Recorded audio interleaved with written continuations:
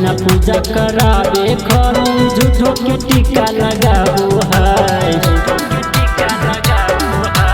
अबे न पूजा करावे खरू झूठो के टीका लगाबो है।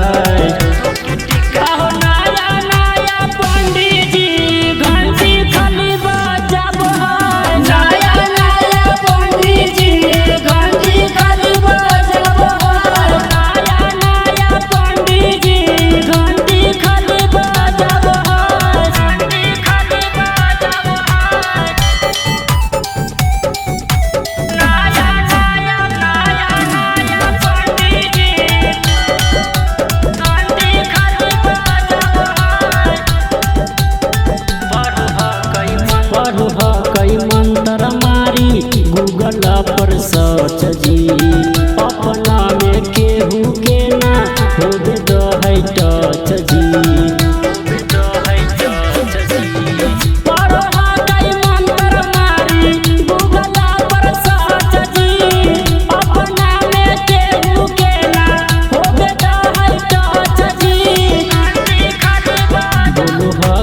केहू कुछो डांटी के भगाबो है। नया नया पंडित जी घंटी खाली बजाबो है। नया नया पंडित जी घंटी खाली बजाबो है। नया नया पंडित जी घंटी खाली बजाबो है। घंटी खाली बजाबो है।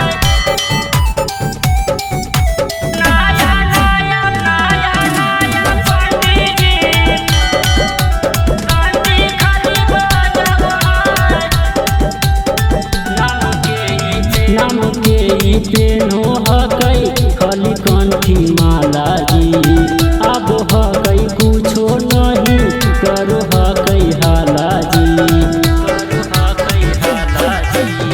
नाम के पेनो हकई खाली कंठी माला जी अब हकई कुछो नहीं करो हकई हाला जी। समझारो ही त खाली बताबो है। नया नया पंडित जी घंटी खाली बजाबो है। नया नया पंडित जी घंटी खाली बजाबो है। नया नया पंडित जी घंटी खाली बजाबो है। Presented by Rama Films।